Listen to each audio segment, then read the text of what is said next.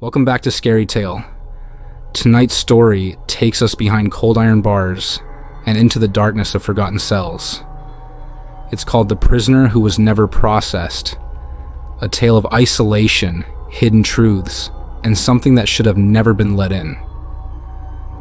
It started during my third week as a night shift guard at Redpine Correctional Facility, a medium security prison tucked deep in the mountains.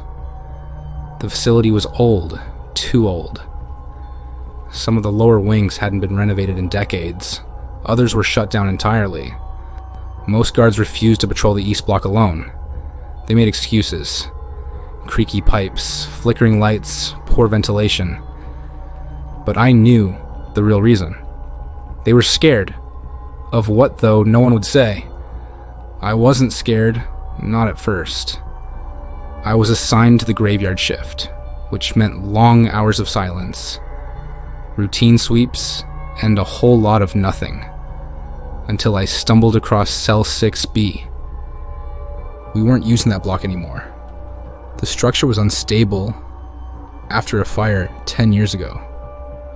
Most of the inmates had been relocated, but on my second week, I noticed Cell 6B was always closed, but never locked. The door would be slightly ajar, almost like someone was waiting. I mentioned it to my supervisor, Officer Claren. He grunted and said, "There is no 6B. That wing was shut down years ago. You're seeing things." But I wasn't. And the next night, I decided to check for myself. I walked the length of the corridor with my flashlight. Everything was silent. Then I came to it. Cell 6B. The plaque was faded, but it was there. The air grew colder as I approached. I put my hand on the door and gently pushed. Inside, sitting motionless on the cot, was a man. Thin, pale, buzzed hair, wearing a gray jumpsuit, but his uniform had no number, no name tag. His shoes didn't match. They were prison issue. But wrong. Older. Faded with wear. He turned to look at me. His eyes were the first thing I noticed. Wide, glassy, but deeply knowing. "They never processed me," he said. "Just locked the door and left." I took a step back. "Who are you?" He smiled just slightly. "I'm what's left behind." When I radioed for backup, no one responded. My walkie buzzed with static. My phone had no service. I checked the hallway. It stretched farther than it should. Too far. I backed away, but when I turned around again, he was standing. Close. Too close.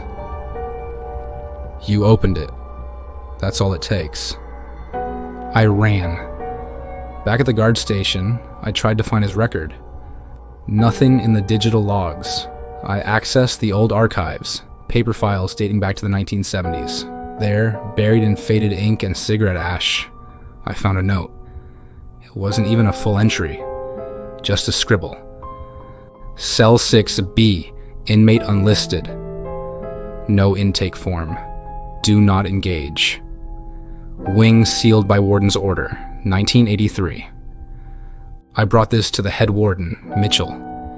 He stared at the paper, then locked it in a drawer. "You didn't see this," he said, "and you won't mention it again." But I did see it, and worse, I kept going back. The prisoner, if that's what he was, started telling me things about guards who'd vanished, about riots that were never reported, about crimes committed within these walls that were blamed on no one. He knew names, dates, even how they died. The kind of detail you don't just guess. Then things started to change. I'd leave my post and find myself outside 6B without realizing how I got there. My watch would lose hours. I'd hear him whispering, not through the cell, but through the speakers the pipes, even the water fountain. One night, I opened the cell again. This time, he stood and held out a hand. "You don't have to stay in the light?" When I refused, he tilted his head. "You think you're free? You're just processed differently." I turned to leave. Behind me, I heard metal grinding. The walls trembled. The lights flickered. When I looked back, the cell was gone.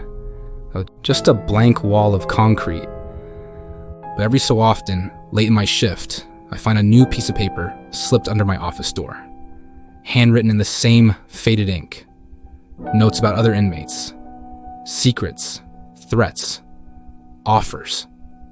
Sometimes they're signed. 6B. Now I dream of that corridor, of the prisoner, and of opening that door again. And last week, I was told to report to the new expansion wing. They handed me my badge. Block 6B, some prisoners aren't locked in. They're let loose, and they never leave. They just wait for someone to open the door. Thanks for watching ScaryTale. If this story chilled you, leave a comment below and tell us your thoughts. And remember, just because they aren't on the record doesn't mean they're not still in there.